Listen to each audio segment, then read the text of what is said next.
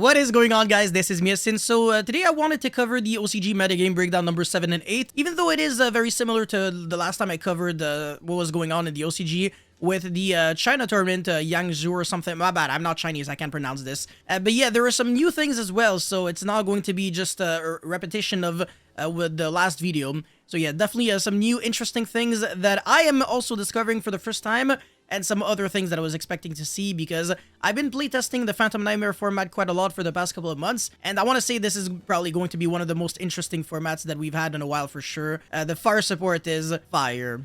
But before this video starts, I wanted to see two things. First of all, make sure you smash the like and subscribe button. I really appreciate you. And also, big shoutouts to my team Inspire TCG.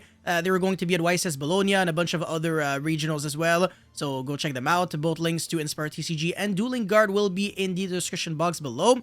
And now let's get right into it. Alrighty, so again, it covers 251 top performing decks, so not just decks that are random. These are the decks that are topping from 44 tournaments in more countries than usual. So Japan, China, Indonesia, Singapore, Taiwan, South Korea, Vietnam during 2 weeks, which is pretty nice. But the first deck, the number one, is Rescue Ace.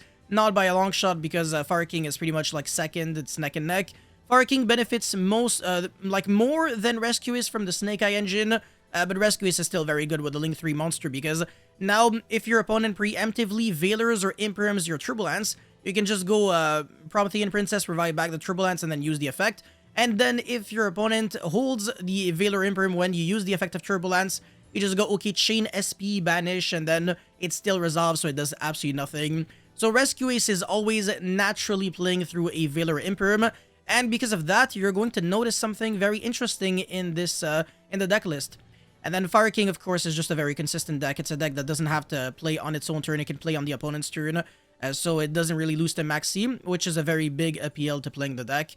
But I still don't understand why Unchained is not seeing play, because Unchained is also like Fire King, where it floats a lot and it summons, plays on the opponent's turn.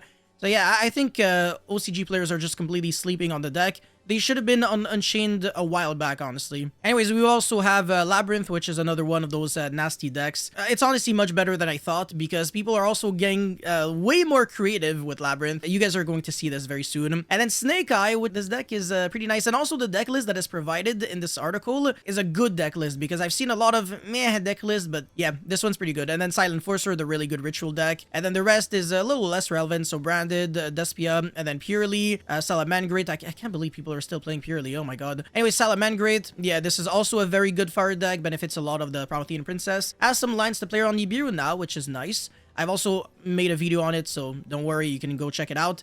I made it recently, so it should be easy to check out.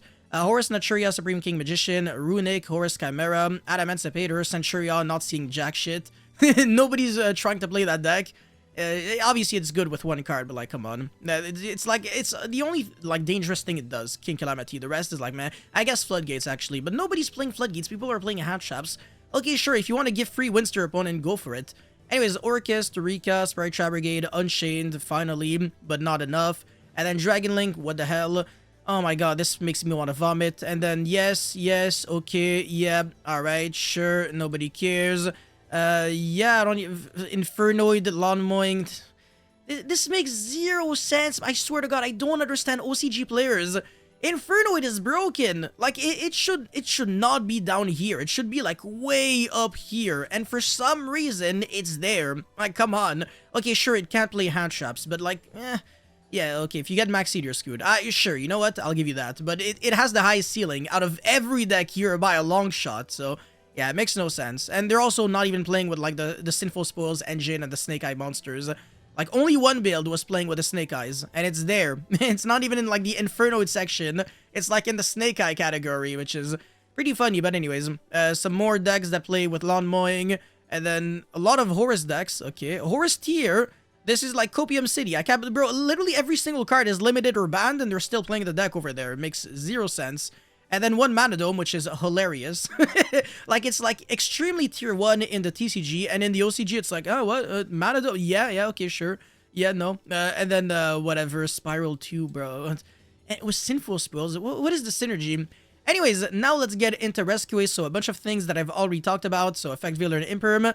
not really being good because of SP and Promethean Princess, therefore people are actually cutting these hand shops. So this Rescue's deck list is not even playing real hand shops. I mean, Maxi doesn't count because you have to play it, and then Ash is basically just another Call by the Grave or Cross Out. So it also makes sense that you're trying to play Ash, and then there's Call by the Grave, but no Cross Out because there is no Imperm and stuff like that. So this deck list actually makes a lot of sense. You're not trying to play garbage hand shops that just won't do anything. Instead of that, it's playing board breakers like Talents and then Super Poly, and really focusing on consistency, except that there is the, I think that's Fire Attacker, which is, it's an engine card, but like, not really, actually. It's not a good card to draw. Yeah, I guess Impulse is, that's fine. And then 3 Bonfire with 2 Populous. Yeah, this deck is never breaking. Honestly, because of how consistent this deck already is, there's really no reason to play 2 Impulse and then 1 Fire. I think that's Attacker. The level 7 dude. I'm not a big fan of that. I would actually cut these and then drop this to like a 40 card deck. There's really no reason to play 42 with undesirable cards, and yeah, Impulse is completely useless. So yeah, that's the only thing that would change, but for the rest, it looks honestly really amazing. It looks like a pretty good deck list, and it's very clean. And then in the side deck, all these hand traps make sense. So Droll is like, it's alright against Snake Eyes decks, but not that great because they can still make 3 interruptions through Droll with a single Ash. But if you draw them after Bonfire or Prosperity, then it hurts a lot. But Prosperity is at 1 anyways, and some deck lists are not even playing Prosperity. If it's at 1, you might as well just not play it, because sometimes it's just going to conflict with the draw 1 of Wanted and stuff like that, or the draw 2 of Talents. So you're just not going to see it enough. It's not going to have a good return on investment. And then Ghost Bell is especially good against Labyrinth. It stops the big welcome. And it might also be, yeah, it's also good against the Silent Forcer deck. So yeah, you can Ghost Bell the pre-preparation of Rides because it also searches a Ritual Monster from grave to hand, or, well, deck or grave to hand, and then there's Spell card from deck to hand. I think that's the way it works. I don't think it recycles back the Ritual Spell. I'm gonna have to check, but I'm pretty sure I'm right. And then Nadir Servant, I know for a fact that it searches from deck or graveyard to hand, so it's Ashable and Bellable, which is pretty nice. I don't even know what this is here for, but yeah. No, Ghost Bell is actually a decent hand shot this format. Well, at least in Phantom Nightmare. Not like in the TCG. In the TCG, Ghost Bell is dog shit right now, but yeah, you can pick up your Ghost Bells right now. It's definitely going to be valuable for sure. And then Nibiru is fine, honestly. It's not a bad hand shot whatsoever. Against, I want to say every form of Snake Eye deck, if you Nibiru them, obviously they're always going to have a follow-up because it's not a high-impact hand shot. But you're still shutting down a few interruptions. But you're not shutting down everything. Like a single Snake Eye Ash is still making an Omni Negate through the Nibiru. But it might not be enough because you have a 3k attack monster on the board, and then you can run over the Diabell Star, and then the trap card doesn't do anything. Well, I know that that's not true, because then the Diabell Star revives itself back. Yeah, that doesn't actually do anything. So yeah, Nibiru is a decent card because you're getting rid of stuff, and you're also generating a body on the board. And I want to say that's one of the biggest reasons why I think Nibiru is good. Oh, actually, another reason.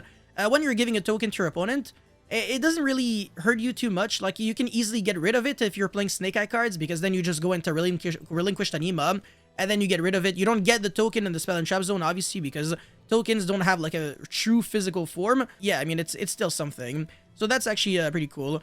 But yeah, apart from that, I mean, there's nothing to talk about. Triple Tactic Thrust as a one-of, unsearchable, of course. That's what you gotta love to see. Again, it makes my eyes bleed, so I'm just gonna skip and go to the next one. Alright, Fire King. So this is, well, first of all, there's a big-ass essay here. But all of that is just to say that there's a one-card OTK, but I talked about it in my video yesterday. I've showcased it in like 5 minutes.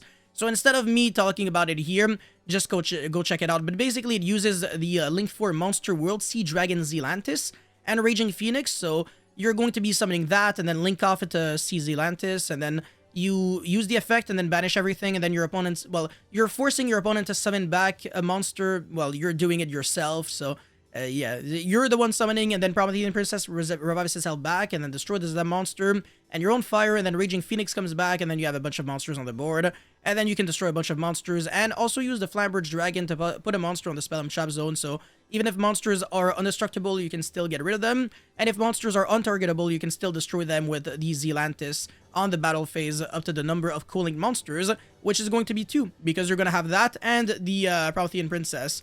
So it's a one-card OTK that plays through Jewel, and it also gets rid of massive boards. So it's extremely good, and it is already very relevant in the OCG, but it's going to be relevant in the TCG as well. So yeah, keep an eye out on that. And since you are playing with a bunch of hand traps, you are able to sometimes completely shut down your opponent's plays in order to make your things resolve.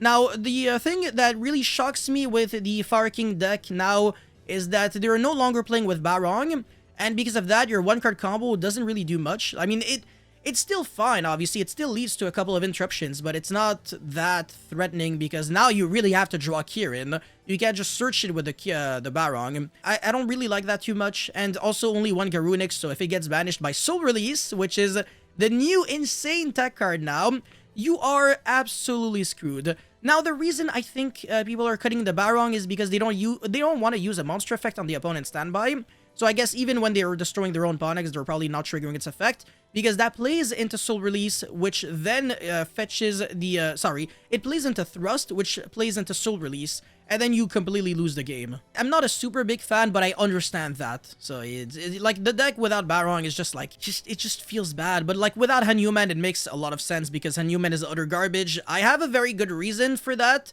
Basically, if you understand Yu-Gi-Oh very well and you understand rulings, you will understand why Hanuman sucks. If you don't, and you just see it as a free extender, you're not gonna go too far. But I'm gonna make a full video on that because I can already imagine a lot of people cheating with the Fire King structure deck when it's gonna come out. You guys are gonna have to watch out. So I might upload the video today or tomorrow. I don't know yet, but yeah, make sure you smash the like button so I can not forget about it. The extra deck, not really relevant. 14 Link Monsters, 1 Xyz, no Dingirsu, no Typhon, nobody cares. Nobody's even playing Typhon. Actually, the Rescuees deck is, but not Fire King. Thinking. Okay, very interesting. And then side deck, yeah, again, DD Crow, I don't know what this is here for. And then Soul Release, Anti-Spell. That's actually a really scary card, honestly. It should get banned. It's so good against, like, everything, honestly. Like, everybody has to play spell cards. Anyways, Labyrinth. Okay, so there is something very spicy about this Labyrinth deck, but it's not really in the main deck. The main deck is, it's kind of fine. The one of Evenly is very sketch, because it's not like you can say, oh, it's searchable. Not really. Like, the goal of it is to hard draw it, not really to search it, to set it, and then to use it. It's not going to be doing much of anything. But the crazy thing is that this Labyrinth player was citing 3 Impulse with 1 Fire Engine. I think this is Fire Engine. It's the draw 2 discard one. This is crazy because it, first of all, gets you easier access, quicker access to your engine. It's kind of like a Phantasme, but instead of mullining back, you're discarding, which is a good thing in this deck because you can discard your Mudora and Keldo, or your Rumpel Teufel. Yeah, okay, I have German people watching my videos and correcting me when I'm saying stupid things like Teufel or something. It's Teufel. Yeah, it should be that. But yeah, I don't know about the first words though. Rumpel or something. Hey, yo, my bad. But yo, again, correct me if I'm wrong. There's also a transaction rollback with a very good graveyard effect, so it makes sense that you want to draw 2 to discard 1. It's a very cool engine, and I actually think it might be splashable in other decks. So I want to make a video on that, actually. I think it's very interesting. Just another form of Phantasme. So this deck is basically playing 5 Phantasmes with 1 kind of Garnet, in a way. Not really. I think Rescue Symbols can also summon from the hand. It's hand-drawn deck, I think. So it might be a Takatumbor, but still, you're not really trying to draw this card. And then the Furniture Monsters are absolutely trying to max out the Chandra and Stovey because you want to be able to discard stuff on your opponent's turn. It's actually funny how discarding a card in the Labyrinth deck is so broken. Like, you'd rather use the graveyard effect of the transaction rollback and the Rumpel Teufel instead of their on-field effect.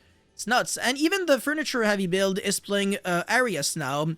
I guess it's decent for the recovery. And also Ariane, I think this is Ariane, not Ariana. It's kind of like a tour guide. You send a trap card, but like there's so many traps that you want to send that it actually makes sense to play this card. So I can respect that. And you're also drawing a bunch of cards on your opponent's turn. It's not too bad at all. So it's definitely a cool deck and a very scary deck. I think in the TCG we have to limit Big Welcome Labyrinth before the next set because otherwise this deck is going to be insane. It's very, very scary. And it doesn't lose to like the most played hand traps. Like obviously it doesn't lose to Maxi, it doesn't lose to Imprim too much. It doesn't lose to Droll. Obviously, you're not really trying to search too much. So yeah, it's a great deck, absolutely. Anyways, in the, the next deck is the Pure Snake Eyes deck. So I agree with literally everything that I'm seeing right now. The only thing I'm a little iffy on would be the Jet Synchron and the Field Spell, but it's not like I'm really going to be scolding him too much for doing that. The Jet Synchron, when you're not playing any Synchro monsters, to me it just looks like a waste because it's a level 1 tuner, and that should be one of the main appeals for playing Jet Synchron, but he's only using Jet Synchron to make links and maybe Xyz monsters. I don't really like that too much. So that's the reason why I don't really like Jet Synchron in this build very specifically. And then the Field Spell I actually think is one of the most useless cards in this deck. It looks like it's good because, oh, you activate, like you place a Snake Eye monster directly from your deck in the Spell and Trap Zone, but it doesn't do anything. It only combos, I mean, it combos with your Snake Eye monsters, obviously, but like, Populous is a 1-card combo, Ash is a 1-card combo, and then Oak plus any card that you can place on the field is a 1-card combo. So instead of playing the this, you could literally play anything else and it would translate to the exact same. So this is not a necessity whatsoever. Honestly, it's just fluff. 3 of the 1-for-1 spell, very interesting. I just feel like 1 or maybe 2 would be enough. 3 might be a little too much because it's like very hard once per turn. It has 2 effects, but you can only choose 1 effect per turn and only once that turn. So that's the reason why I'm a little iffy on that. But then 3 Diabell Star, 3 Wanted, everything here is pretty nice. So it's a good deck list for the most part, and this is a good deck for sure. I'm also going to be making a video on this deck very soon. Now in the side decks, Summon Limit is very interesting in this deck. This is probably the deck that plays Summon Limit the best because if you are getting tired of your own Summon Limit and you just want to pop off, your Snake Eye monsters can just send it to the grave, and then you summon something and then you just explode. So you're never going to be hindered by your own Summon Limit, which I really like. And obviously this deck is super consistent. It has like a 95, I think, % chance of opening a 1-card starter. All of your 1-card starters lead to like 5 interruptions. So it's a mid-range deck. The ceiling level is not like super high, obviously, but it's a deck that can play hand traps, right? It's not a combo deck that can't really afford the luxury of playing hand traps, but combo decks sometimes can make like 7 interruptions or 8. OTK at the speed of light and break boards like crazy. The Snake Eye deck is honestly not breaking massive boards. It doesn't play board breakers either, and it's also not playing the Snake Eye spell card that puts a monster in the Spell and Trap Zone, which I really don't like. The card should be there. So yeah, if you're going second, you don't have hand traps, this deck list is not going to be going too far, which I don't really like. But apart from that, again, like I said, the deck is still relatively well built, but I'm going to show you guys my own deck list very soon. Anyways, Silent Forcer, I think this is the last deck in here. So yeah, a bunch of 1-card combos as well in this deck. So Divine of the Heralds is a 1-card combo, gets you to an Omni Negate and then a lot of searchability and threats to your opponent. Like your monsters cannot be targeted by card effects, and then your opponent can only attack your ritual monsters, can't attack over the Novox, and the ritual monster is gonna have 4100 attack. So yeah, good luck getting out of it, getting rid of it. Sorry. And then you have even more ways of recovering in case your 1-card combos do not go through. You've got pre-prep, which is probably a way to bait your opponent. No Nadir Servant package in here, which I don't know, I would play it for sure. Maximus is just insane, sending Herald of the Arclight and stuff like that. But yeah, none of that. And then a lot of hand traps, obviously, 12 hand traps. 3 Extravagance with Run Prosperity. I think 3 Extravagance with only 1 Herald of Arclight is kind of suicidal. Like, only 1-ofs? That's... I don't know, I don't really like it too much, because unlike Prosperity, you don't choose what you're banishing, so... But yeah, no, it's a cool deck, obviously. I mean, I've made a video on it. I think it's gonna be the best Ritual deck when it will come out. It's not on the same level as Necros, because that was tier 0. Whereas this, on the other hand, is tier 1. It doesn't make unbreakable boards, by the way, but this deck doesn't really lose to anything, per se. It definitely doesn't lose to Super Poly, because if you Super Poly, then the Ritual spell is just going to banish itself, summon the Skull Guardian, and then revive back the Novox. Plays the trap card, so if anything, Super Poly helps the opponent. And then Regeki doesn't do anything either, obviously. Dark Ruler is game, like completely game. There is nothing this deck can do about it, outside of placing the trap card to still have an interruption or having hand traps, but that's about it. Yeah, I mean, everything else it can just negate, so that's the thing. Oh! Actually, Lava Golem is game. Yeah, Lava Golem is insane against this deck.